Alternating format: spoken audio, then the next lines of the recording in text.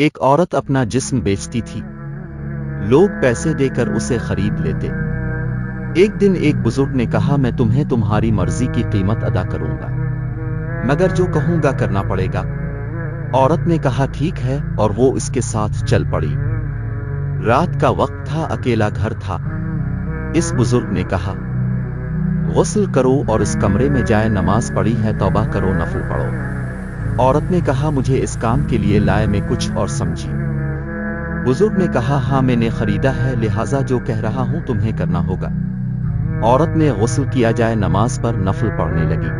बुजुर्ग ने दुआ की, ए अल्लाह, मेरा काम था, इसे यहां तक लाना मेरे बस में जो था मैंने किया, आगे अपने उसे तौफीक दीनी है। अल्लाह ने इसकी दुआ सुन ली। इस औरत को तौबा नसीब हुई।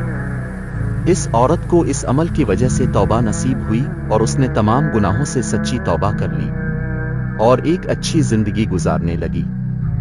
जिंदगी में एक ऐसा काम जरूर कर जाए जो बाद में आपके काम आए। गुनाहों से बची सच्ची तौबा करे। और नीचे जो वो सब्सक्राइब का बटन है ना, उसको हिट करो, जल्दी से करो। Subscribe subscribe subscribe.